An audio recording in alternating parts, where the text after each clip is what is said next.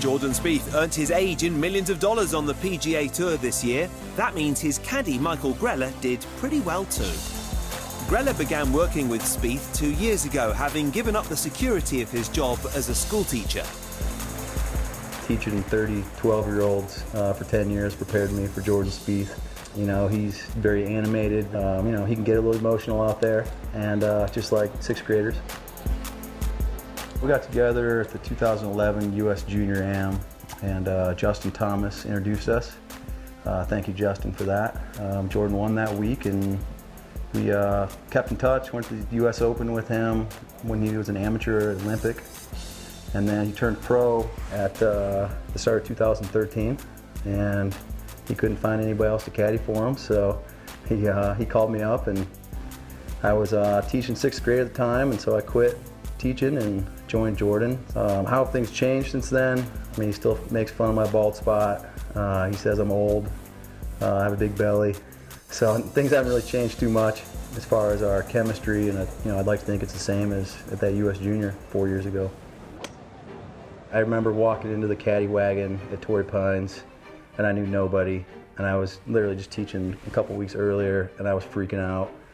I didn't know that you had to rake the bunker if your guy's on the green and a guy misses the green. I mean, I was a mess. I've had a steep learning curve, and I've been very receptive to any input, and you know, like I said, I work with the best in the world, and it's just being around them, you can't help but get better. I think I listen really well. As we all know, Jordan, it's kind of a monologue with Jordan throughout each round as everybody's gotten to know, and I'd like to think I encourage him and keeping him believing in himself. Being a teacher for 10 years, you know, the biggest thing is getting kids to believe in themselves. So I know his whole friend group and his family, and is comfortable in that sense. So there's just, you know, a lot of chemistry on the course and off the course. Jordan has very short-term memory of good things and bad things. So, you know, after he won the Masters, you know, Hilton had that next Thursday, he expected to shoot 62, 63. And he didn't care that he just won, you know, the biggest tournament in our sport. And so he's always very driven. You know, he's very self-deprecating, but he dishes it out too. I think him always playing with his hair, that gets a little old. I mean, you can't fix it at this point, so you might as well just own it. Probably my most exciting caddy moment was at Augusta this year, and going to Butler Cabin with my wife and my brother and sister-in-law. And the irony in that was 3 years ago we were at Augusta only because I won tickets in the lottery for a Tuesday practice round. So I was actually taking pictures of Bones and Fluff and all these guys who were my caddy heroes. And you know, 3 years later, you know, Jordan wins it, and hanging out in Butler Cabin, it's just something just was odd about that. So yeah, that was a special moment.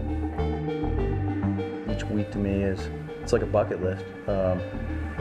So, you know, looking back at this year, it's just been wave after wave of just really good things. I think we're very fortunate and very blessed to be able to do what we do week to week, and you know, it's special to be around the best golfers in the world and have a front row seat to that. And with Jordan in particular, one of the, you know, handful of guys that's the best in the world. And so to be a part of that, and just to kind of be a fly on the wall sometimes, and then to be, you know, really involved with it, it is special. And in the moment, you can't make it any bigger than it is. You try to dumb it down almost and not think of it as the Masters or U.S. Open or St. Andrews, or you just enjoy the chemistry you have with your player, and however the chips fall, they fall.